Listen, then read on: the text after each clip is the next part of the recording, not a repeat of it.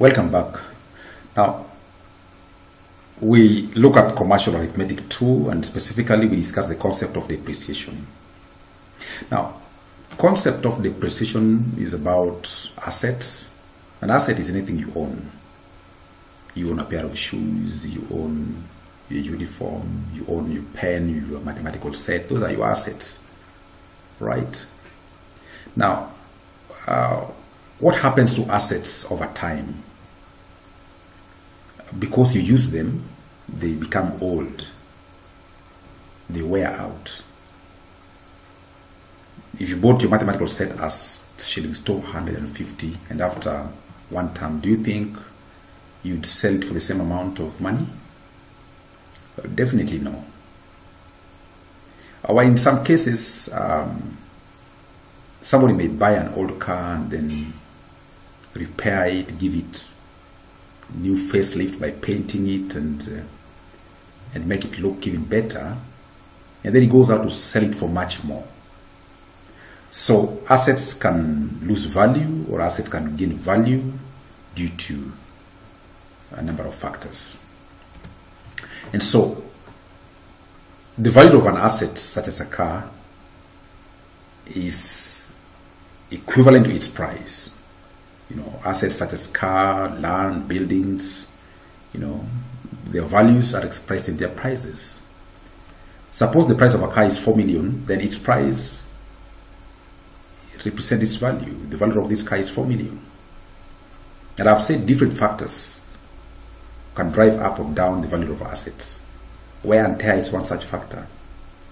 Repair and renovation will make a car or a building be worth more. Demand can make some assets gain value, such as pieces of land. If you buy a piece of land today at say 500,000, after 2 years you'll sell it for more. So over time it gains value. And so what is depreciation? Depreciation is simply the loss of value of an asset. Suppose the value of an asset, such as a car, is 4 million, and then after 2 years of usage, its value drops to 3.5 million. It means the car has lost value of 500,000. The car depreciated from 4 million to 3.5 million. That means it has lost 500,000. 500,000 is called depreciation. So depreciation is the value an asset has lost. In this case, this car has lost 500,000 after 2 years. So mathematically, we calculate depreciation as 4 million subtract 3.5 million, giving us 500,000. Is the value at the start, subtract the value at the end, gives you the amount of depreciation. Now, what is rate of depreciation? This is the amount of annual depreciation expressed as a percentage of the value of the asset at the start of the period. If the rate of depreciation, for example, is 5%, all it means is that this asset loses 5% of its value at the start of the year. Let us understand this further through an example. So if the value of an asset is 4 million and that the car depreciates by 500,000 in 1 year, what is the rate of depreciation? This car has lost 500,000 in 1 year. Its value at the start being 4 million. So we express 500,000 as a percentage of 4 million. And that gives us 12.5%. What this means is that the car loses 12.5% of its value at the start of the year. Now, if you are given the rate of depreciation and the value at the start, it is possible to calculate depreciation amount. So depreciation is simply the rate of depreciation times the value at the start of the year. Let us look at this case. Example. Suppose the rate of depreciation is given as 10% per annum, and that the value of the refrigerator is 72,000 at the start of the year. What is the value of the refrigerator at the end of 3 years?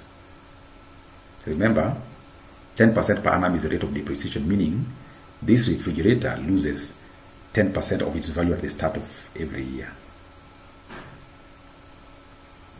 You can try this and then we discuss.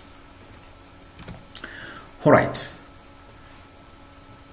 Our refrigerator loses 10% at the start of every year. 10% of its value at the start of every year. Sorry. Our refrigerator loses 10% of its value at the start of every year. Now, what is the value at the start of year 1?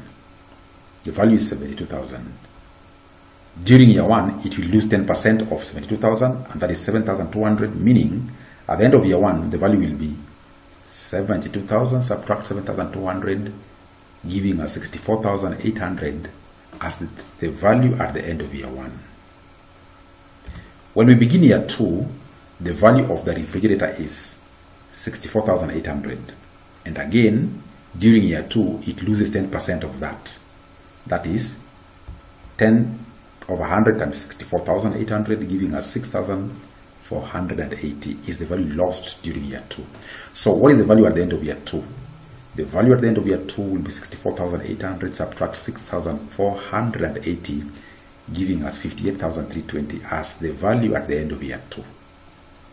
Now, as year 3 begins, the refrigerator is valued at 58,320. Again, during year 3, it loses 10% of that.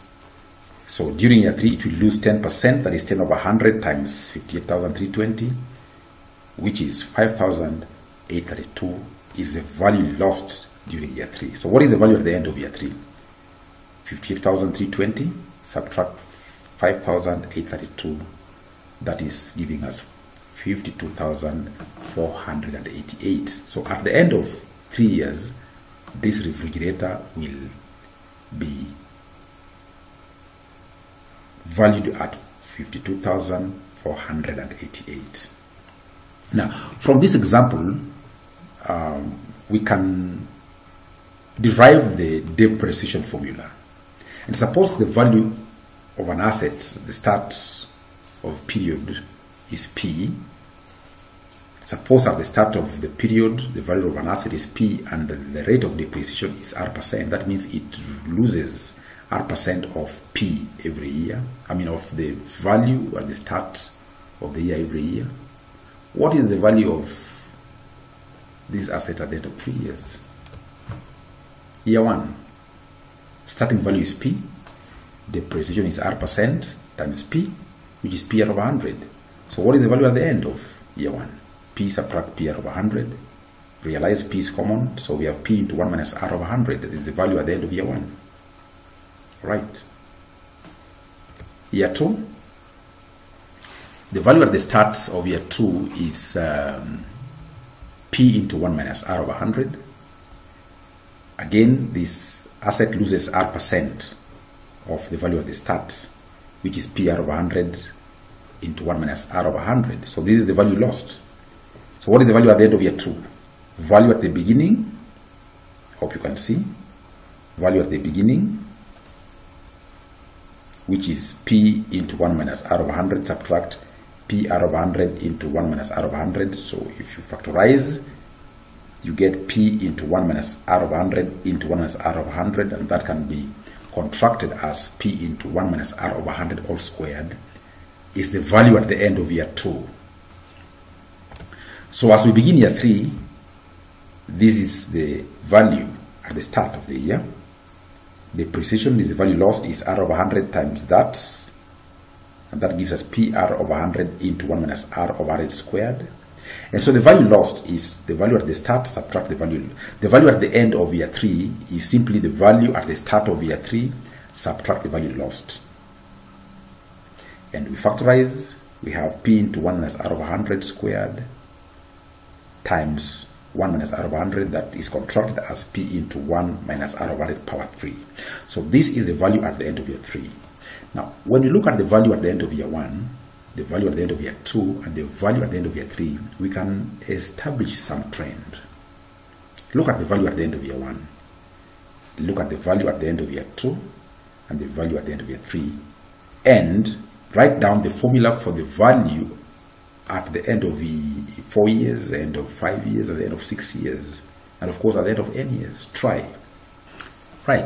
Just try to write down the value, the formula, the values at the end of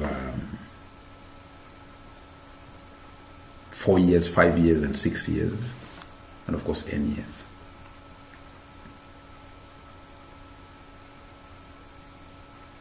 Okay. So the values at the end of year 4, 5, and 6 will be as follows. At the end of 4 years, the values will be p into 1 minus r over 100 power 4. At the end of 5 years, it will be p into 1 minus r over 100 power 5. At the end of 6 years, it will be p into 1 minus r over 100 power 6. Okay.